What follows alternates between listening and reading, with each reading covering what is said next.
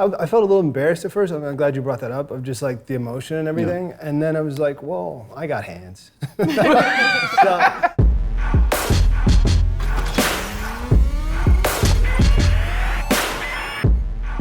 Hi, I'm Cody Elaine Oliver, director of Black Love, and this is After Love. Hey, you all do spirit fingers right there? Spirit fingers. These are sexy spirit fingers. After Love. After Love. We've all just watched Getting Through It All, season 6 of Black Love, and I have brought the Singletons and the Sajis together so we could like talk about it, so I can find out if you all hate me now because I did a terrible job.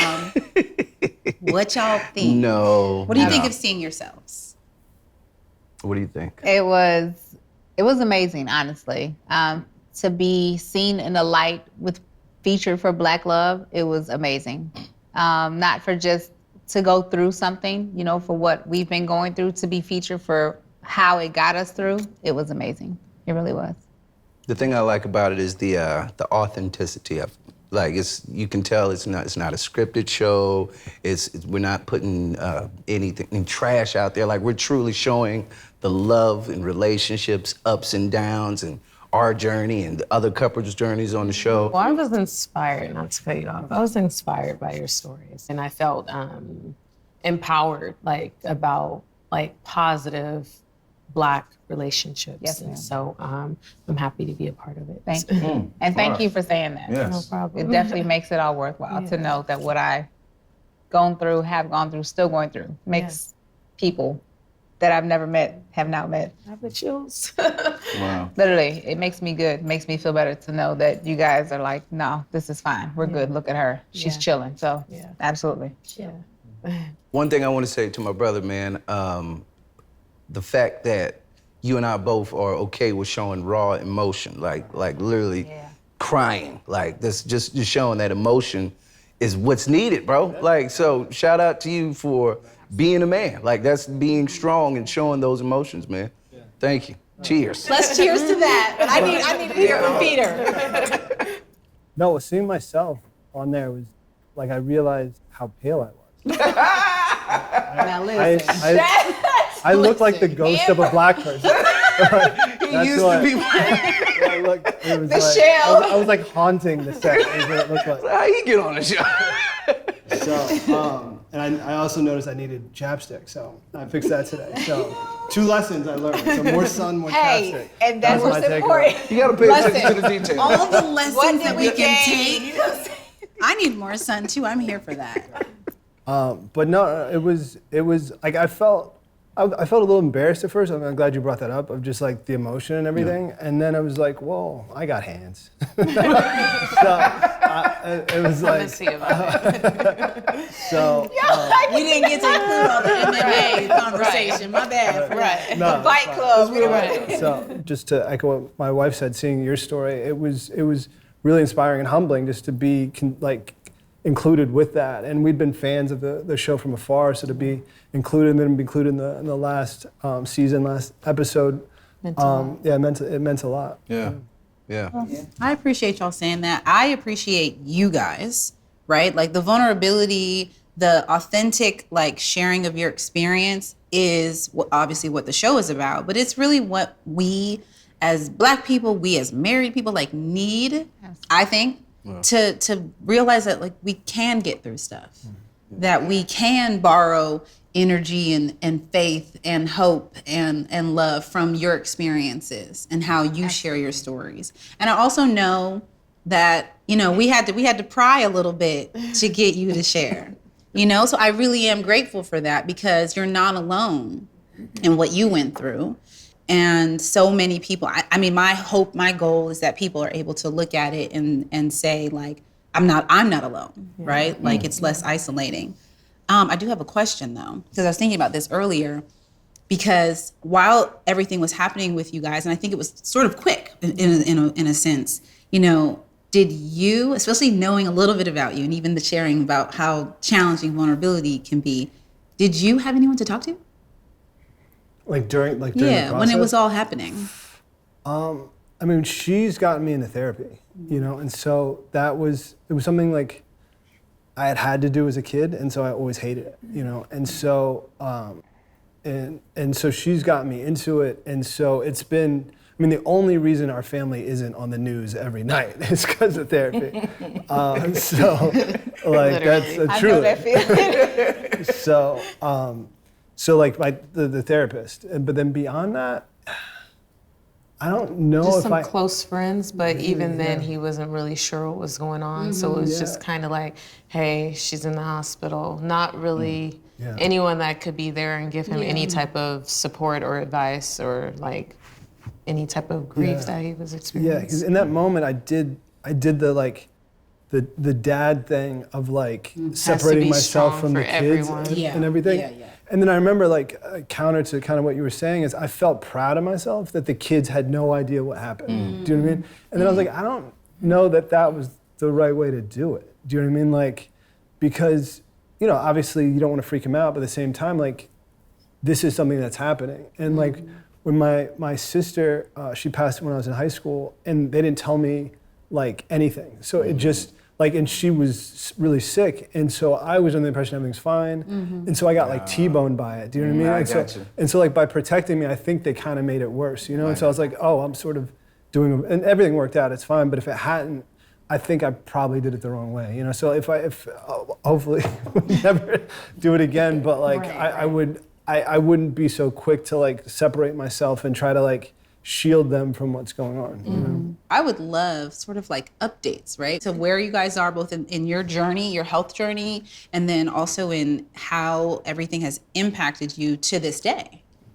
No, like I think I touched on it when you interviewed us that I think that situation that happened like brought us closer. And not only did I feel like he appreciated me more, but I really felt like I could like depend on him for anything. And so for me, that was like a huge thing. It's okay. Feel your feels, baby. Feel them feels. Yeah. That was like really hard for me to internalize and accept because I have been, thank you, disappointed most of my life. So to know that he was there and, taking care of all the kids and, still taking care of me really meant a lot to me. The baby is really good. I'm very protective of her because I just feel like the world is so wicked. Come on. So I have like friends and family that are like, will we get pictures? Like, no. Never. I just don't. We have the one picture of like the back of her head. I'll take it. Y'all gave it to me. It's, Next picture 5 years later. Our life right now is like 85% litigation. Do you know what I mean? And so that puts a lot of stress on things. And so with the baby, it's like she's happy, she's healthy. And so it's like, then that's all, like, that's everything. She's like such a happy baby. She's It healthy. really makes me happy because I like wonder. I always tell her, you're so lucky. You have two parents that love you so much. And because both our parents passed. So I know his parents loved him quite a bit. They have like tons of pictures. I have none. So for me, it's like, I have like zero. To be able to share that love with her and then have someone that loves her equally as much as I do. I'm like, you're just for me. He's like, no, I love her too. I'm like, not as much as I do. my baby too. Listen, fighting over the love of the baby. Oh, that's powerful. Yeah. Absolutely. My health journey. So as of now, we are in the mind frame. I personally am in the mind frame of I'm really just waiting for the doctors to figure out that I don't have cancer anymore. Yeah. You can clap it up for that. You can clap it up. I'll take it. I know that they have to go by science. They have to look at the scans and what the pictures show. But the pictures continue to show that everything is going away. My brain is not swelling anymore. I haven't taken any pain pills since October of last year. Wow. Since my last brain surgery. That's the air horn. Yeah, I don't take pain pills. I talk to God And Your therapist. my honey, I got Candace on speed dial. But yeah, no, it's going very well. I'm currently doing 3 different forms of cancer treatment, pills, IV, and I wear a NovaCure cap on my head. But I'm good, honestly. I have no complaints. I feel good. And you know, when you have somebody who's willing to make you grilled cheese sandwiches at midnight. Ooh, child. Right. Tommy, did you hear that? World All right. renowned. I married him for the grilled cheese sandwiches and the crab cakes. Yeah. Everything else fell into place, but those are the main 2 reasons. But yeah, it's everything is going really great, you know, honestly. And we are knowing that we're gonna have a baby soon, and we're trusting and believing that we're gonna have a baby soon. So that's it. I told you mine was basic. See? I'm great. All is great. There's nothing basic about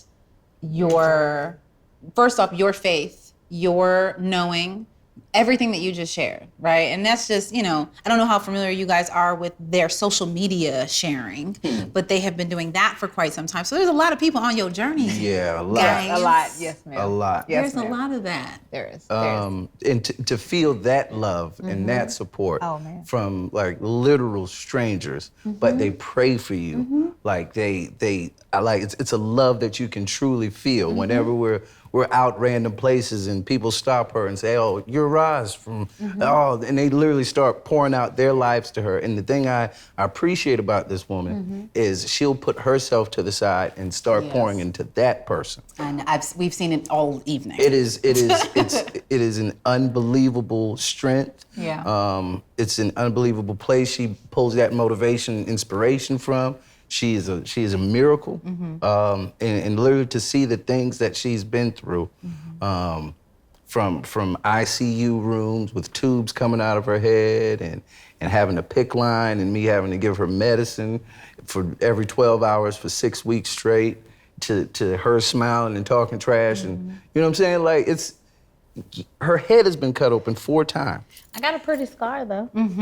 Her head has been cut open 4 times. Nice and shapely. And that smile can light up any room. So we're blessed beyond measure, man. Beyond, absolutely. And honestly, to dunk off of your alley that you just threw, and you threw as well, a prime example of why the journey has been so worthwhile to me is because meeting you for the first time, and the first thing you say to me is, "I've been following you, you're an inspiration." That's it. Like, literally, that's it. There's nothing else that I need as motivation. You know what I'm saying? Because if what I go through for the 30 or 45 minutes that I do chemo, or for the 4 pills that I take and I still can smile, if that makes you feel better, Amber, honey, I'll do it every day, babe. Say less. Because again, I've asked God to make it easy for me, and God has made it, he's made it easier. I take 4 pills, I do IV chemo for 30 minutes. Boom, there's nothing else. So absolutely, for you, I got you. For me, this episode and the times that we've had the opportunity to do episodes showing folks going, you know, I'm saying this broadly, but like going through things, right? Because inevitably, when we started doing these Black Love interviews, I said, I want to know all of the, you know, darkest things that can happen in a marriage and how you get through it. Because the reality is, like, life is hard, right? And shit happens. Yeah. And it's like, seeing people who are making a way through and or on the other side of whatever it is incredibly important, because it can be so lonely to feel like you're the only one. Yeah.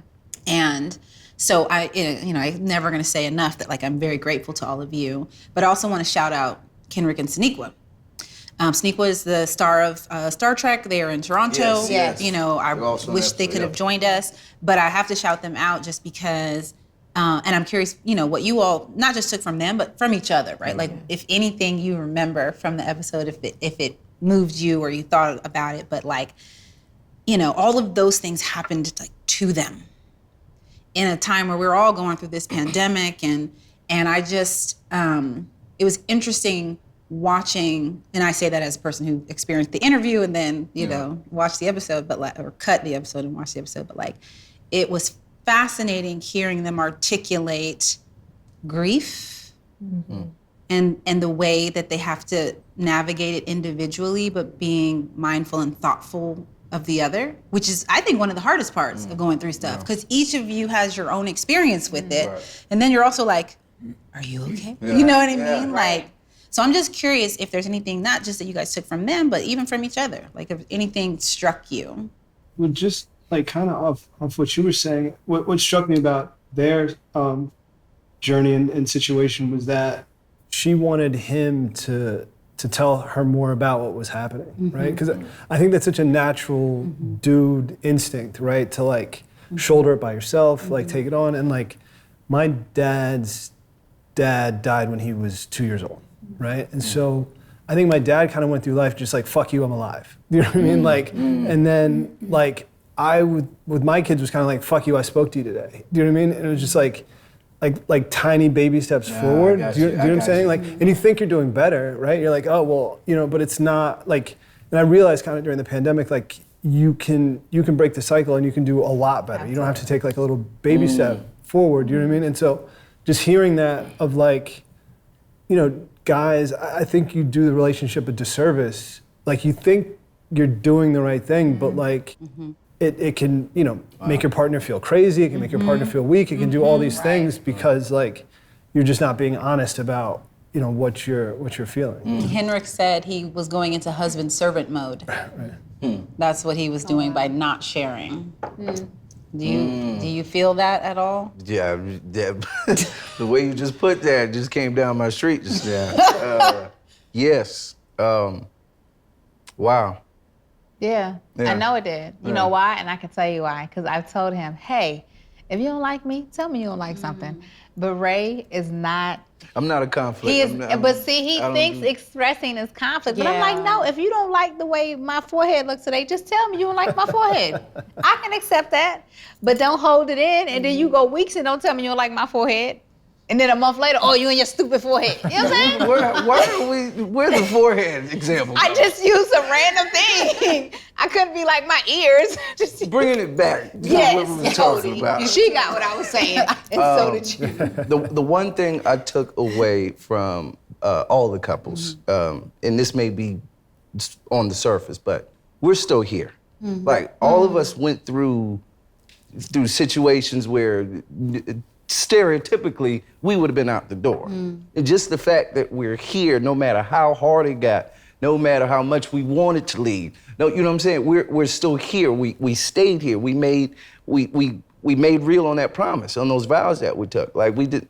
That wasn't just for pictures and a good video. No, I promised her that I would be with her through sickness and in health, and we're still here. Right. So I don't want to overlook that point. Man, like we are doing what we need to do.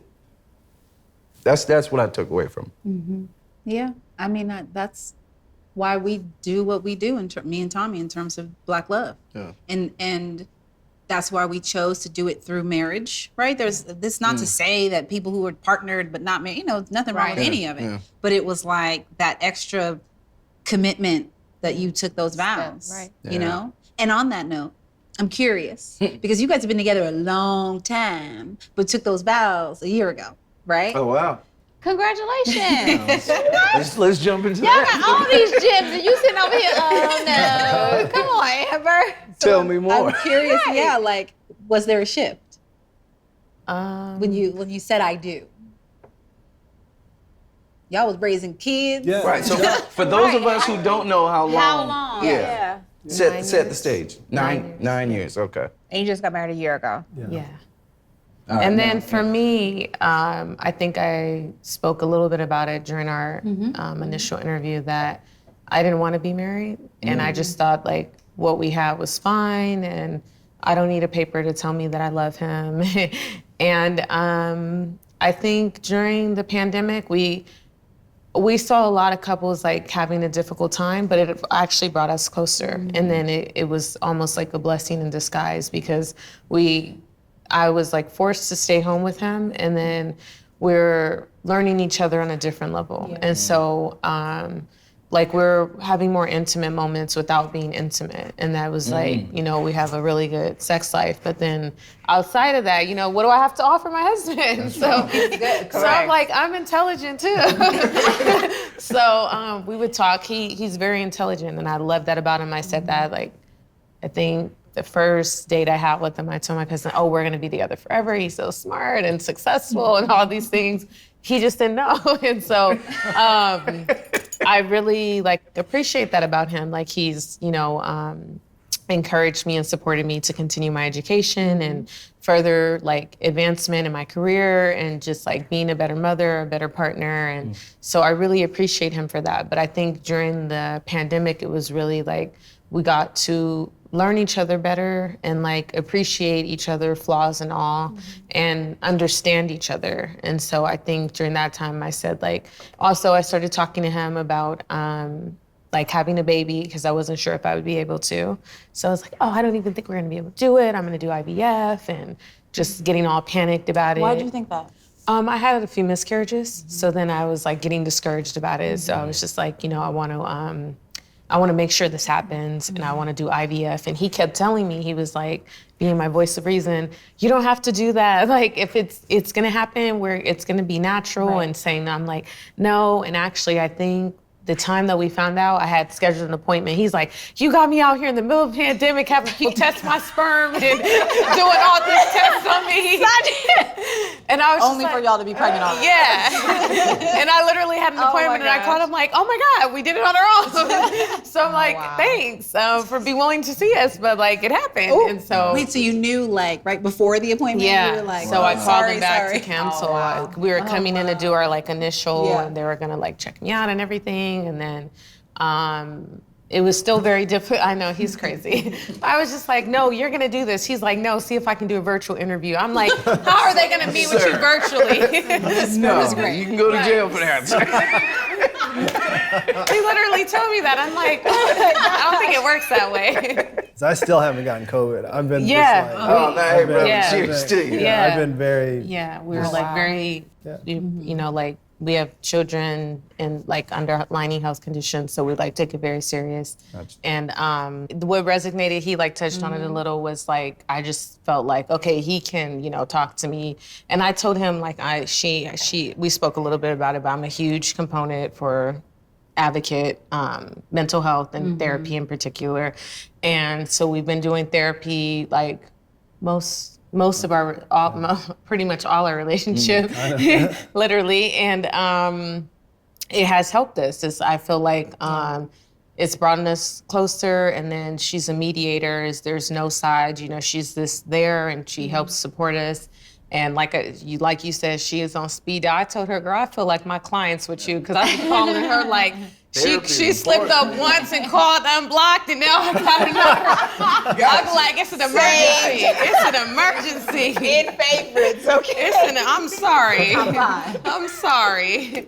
But that I told him he does not want to rock the boat, and so he'll say like, oh no, you know, I have this super big personality going crazy. So he'll be like, we'll wait until therapy, and I'm like, no, you need to feel comfortable to bring these things to me, and like we can be able to speak about it before therapy, because who knows when we're gonna have a session. Right. So like, I think he's feeling more confident now that I'm a little less stressed and I'm able to manage, but I know that wasn't concern. Like, I'm just like, I want him to be able to feel like he has room and space in this relationship to talk about things that are bothering him or that maybe, you know, he needs to grieve. And, you know, like I told him and I told our children, even though both our parents are gone, we still grieve. That's something you never accept. Never. You just learn to live with this. So like, if he ever wants to talk about like how he's feeling about his parents not being here, I always wonder, you know, how my parents would be with my daughter. And so I think about those things. So I wonder if he feels the same,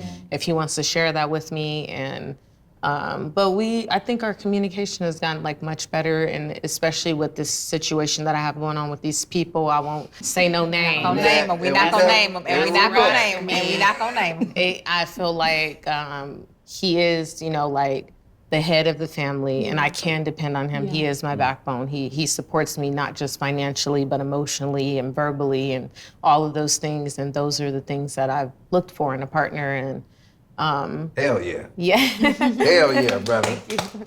Absolutely. But I don't think the guys got enough credit. I was impressed, you know, with them being so vulnerable and being black men and strong black men and just they need to get their roses. That's how I feel. I'm just like, to me, I don't really first of all, no, but like he said, he got hands, I got hands. Ain't nobody saying nothing. Ain't nobody saying nothing about my husband. So at all, you can run up. Also, but no, there's nothing bad to exactly, say, right? Like the reality is that first of all, that women appreciate it. Yeah. I mean, essentially that's what Sanika was saying. It's like, come on, tell me the things, cry a little, like a pumpkin latte. You know what I'm saying? Like give me a little softness. You know? Right. And you don't have to be so hard all the crave time. it. Right. Yeah, absolutely. Yeah. And then also just the mere fact that all of us need to emote. We need to get that out. The reality, like I feel like I'm not a man, but like I feel like a lot of times y'all suppress it because of however, whatever your conditioning, however you were raised, etc. But the reality is it has to come out some kind of way. Yeah. Exactly. Yeah. And we need to work on it being healthy. Yeah. Right. 100%. Yes, and that was the idea. That was the idea with Black Love. Yeah. Figuring out how to channel our all of the issues and things that come up in life and relationships and handle them in healthy ways. And fail sometimes. Absolutely. Make a mistake. Come on. Call somebody MFer and then be like, ooh, I shouldn't have said that. You know what I'm saying? And it's also good you point out couples therapy. Like that is also vitally important. Like It also took, I'm sorry. I know, I felt like that was hot. Come on, get that out. Therapy is a good thing, and I'm so glad. We actually are going through therapy now, but I also think that people should, couples therapy is a great thing, but you have to have both halves before you have a whole.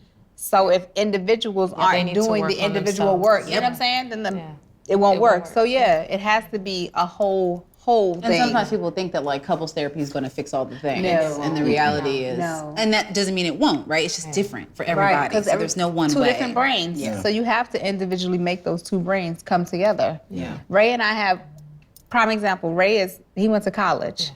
He took the very responsible way. He drank a lot. I went. Late. Let's not tell. Okay, sure. I went to the military.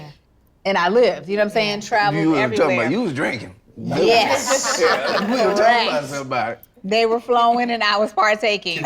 But when it comes to our outlook on lives, it's different. So of course, when it comes to how we handle things in lives, it's different. So therapy individually definitely has helped us when it comes to couples counseling. Because I know that I'm crazy, so. And I think another important part, and I'm glad you're getting younger couples, always showing younger couples, but in our generation of social media and all we see is a picture of smiling faces and we think that's, no, there's a lot of work. Or we see a New York Times article, you know what I mean?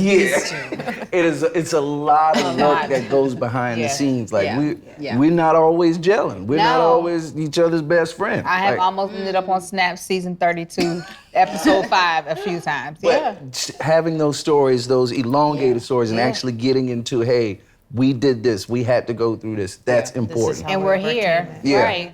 Right. Just to that end, like, we had a very bumpy road to get to where we are now. Right? Mostly me. I take ownership. I was a little off my rocker. But here's the thing. But you had some experiences. And she believes that, but like through therapy, through this pandemic, like I'm very proud of the work I did on myself, like over this pandemic, right? Too. Because she's been great, but like No, I'm talking about. I'm proud of the work you did. No, absolutely, and because she was wild, but at the same time I was poking her, and then I could look and be like, you guys see how crazy she's being right now? Do you know what I mean? And I didn't really realize I was doing that. Do you know what I mean? Because I didn't want to be put in a position to have a family. Do you know what I mean? So I was like subconsciously sort of like ruining the relationship. He finally realized what it was. Basically, he was not conscious that he was doing this, but wanted the relationship to fail because the fear of him like loving me internally and then losing me or the children. And so then he finally just accepted, like, this is who I'm in love with. This is who I'm obsessed with. my forever. No, that's what And it this was, is yeah. what it's gonna be. Yeah. So I told him from Well, day one. you told your cousin on day one. Yep. Well, I made him do a prom picture. I should have brought that picture for you to do a throwback. I made, the old 80s when you go back to back and then front. I made him, he was like, what the hell is going on? I was like, stand this way. first date. First date. Oh, I was like, wow. First date. My cousin's gonna get our picture. And then he had a Polaroid wall, and I took the middle picture out, and then I put our picture. He's like, oh, so this is all me. I just met I her. love it. Just maybe 10 minutes. This is all me. And there it is. There it is. Impressive. I love it. Happily ever after. When you know, you know. When you, yes, I know y'all knew too. With that, guys, we got to wrap up After Love. Oh man, we're just getting started. I appreciate y'all so much for watching, for sharing, for being honest about your feelings. And thank you. Absolutely. Thank you. Thank you. Thank Thank you. y'all. Thank y'all. Yeah. No, thank you, Yeah. and thank you guys. Like, you really were such an inspiration, truly. Thank you, man. On the next episode of After Love, we'll spend 30 minutes reading Roz's tattoos. Cheers.